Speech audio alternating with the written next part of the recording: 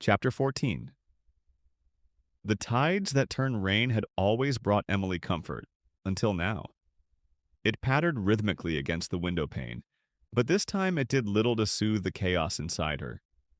The room was cold, despite the heater's soft hum. She sat curled up on the worn-out couch of their Brooklyn apartment, staring blankly at the flickering television screen. Nathan hadn't come home the night before. The previous week had been a storm of arguments, misunderstandings, and exhausted silence. Since the media had once again caught wind of her whereabouts, thanks to a rogue photo of her at a pharmacy, life had become unbearable. Reporters camped near their building.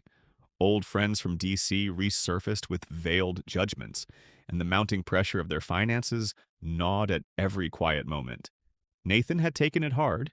His pride, already bruised by months of job rejections, finally cracked. They argued over dinner about a construction gig he'd been offered.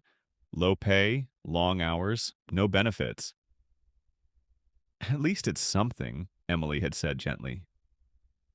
"It's not enough for you," Nathan snapped.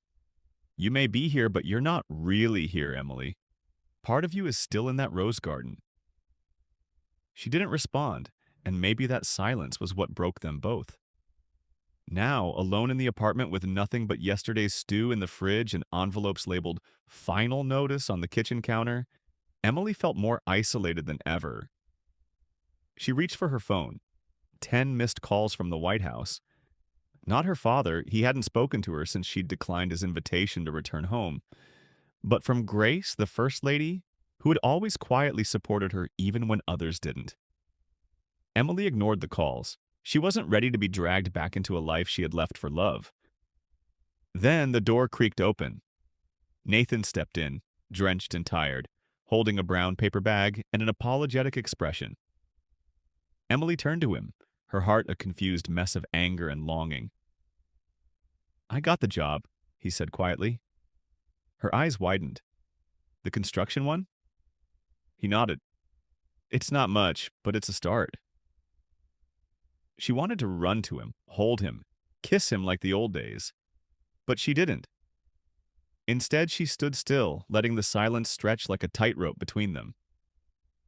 Nathan placed the bag on the counter and walked over slowly. I'm sorry for how I spoke to you, for making you feel like this was a mistake." Tears stung her eyes.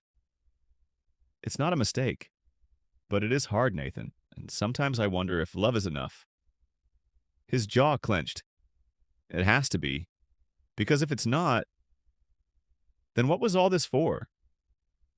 Before she could answer, her phone buzzed. Another call. This time it wasn't the White House. It was a number she didn't recognize.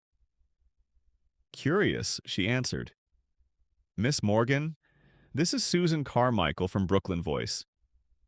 We'd like to offer you a column, anonymous at first, of course, a voice of the people. You were born in privilege, but now you live among us. We think your story could change lives." Emily blinked, stunned. "Why me?" "Because people listen when you speak, Emily. And now, you're speaking from the heart." After she hung up, she turned to Nathan, her voice shaky but strong. "They want me to write for a paper to tell our story." He raised an eyebrow, impressed. "Well, damn, looks like we both got hired today." They laughed, and in that fragile, beautiful moment, everything shifted. Maybe love wasn't always enough on its own, but love paired with purpose? That just might be. They curled up together on the couch, watching the rain fall, listening to the city breathe around them.